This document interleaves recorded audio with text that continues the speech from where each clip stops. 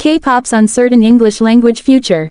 When the stars of Korea's exploding pop market start directly courting American listeners, is it even K-pop anymore?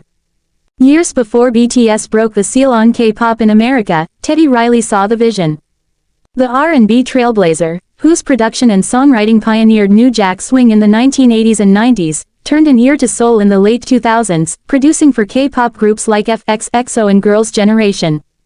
The marriage was arguably overdue. A generation earlier, Riley's signature sounds had been all over the single most important breakthrough in K-pop history, the 1992 smash, Nanareo I Know by Seo Taiji and the Boys, the first crew to not only experiment with Western influence but mimic its artistry and fashion wholesale. And so, when Riley arrived to service the now fully built pop industry that had taken shape in South Korea thanks to the Nanareo revolution, the producer was well aware of his role in the process. They didn't have no shame in their game. We want the American culture, he told the Boombox in 2017, laying bare the source of the younger culture's hip-hop, R&B and post-Michael Jackson disco pop swagger. But Riley also recognized something distinctly Korean about the synthesized final product.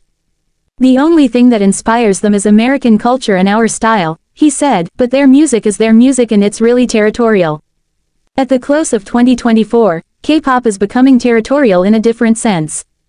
Earlier this month, the Blackpink member Rosé and the girl group Twice, two of the genre's towering figures, released new English language music on the same day, the former dropping her solo debut, Rosie, and the latter releasing a mini-album led by the Megan Thee Stallion featuring title track, Strategy. Both have released music in English before. What's notable this time is the seamlessness of the imitation, with many tracks feeling as though they could slide undetected into the American Top 40. The music is completely fine, and yet, there is a sedate, by the numbers earnestness to even the best songs, one at odds with K-pop's usual excesses. The performance of genre is toned down to the point of feeling almost conventional. To a lover of the form, the effect is both impressive and a little unsettling. And it is representative of a movement building momentum, evident in the work of many artists capitalizing on an American breakthrough this year. For much of its history, K-pop has been at least one step removed from the culture it predominantly echoes, owing to what the social theory scholar John Lai referred to as the temporal gap, the dissonance created by the physical, social and anthropological distance between cultures, in his 2015 book K-pop, Popular Music, Cultural Amnesia, and Economic Innovation in South Korea. Many of the songs and styles draw from a recognizable wellspring. Some are nostalgic, others flat-out derivative. All are in conversation with a global pop diaspora that has been dominated by the US. Even when K-pop is engaging with Afrobeats or Urbano, it is doing so because the Hot 100 says so. K-pop songs have been riddled with English hooks since the dawn of the genre, but the final product is often slightly askew, rarely fitting into traditional molds or scanning as American pop to any ear trained on Top 40 radio. For its devotees, a lot of what has worked about K-pop to this point is distinctly the byproduct of that mashup nature, the slight discord of our sounds pushed through their system. Even for producers like Riley, who could trace the line of influence to his own doorstep, there seemed to be an understanding that meeting in the middle was not just mutually beneficial but necessary for the cultural alchemy at play. Still, the very things that make K-pop thrilling to its fans also mark its otherness, at least from a certain business-minded perspective.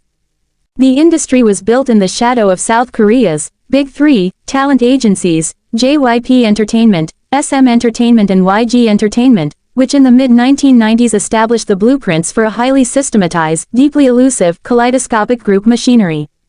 In tweaking that model, BTS, label, the HYBE Corporation, has since supplanted all three, becoming its own consortium of imprints producing crossover triumphs like New Jeans, Le Seraphim, ENHYPEN and Tomorrow X Together, all of which have debuted in the top 10 of the Billboard 200. Between this transition of old and new powers, we have seen the goalposts for success move from one of sustained profitability to unfettered growth. If one's goal is not simply commercial success, but a complete and total integration into the global pop market, then there is a strategic disadvantage in sounding merely close to what is most popular.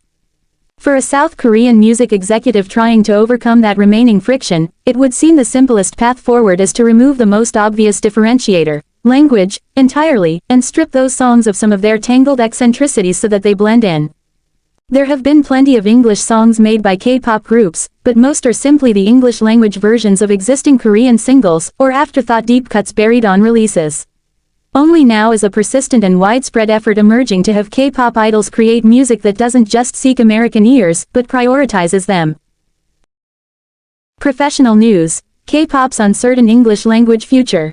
In the ever-expanding world of global music, K-pop, short for Korean pop, has solidified its position as a dominant force, transcending language and cultural barriers. Groups like BTS, Blackpink, and Stray Kids have not only garnered millions of fans but have also reshaped how the world views South Korea's entertainment industry.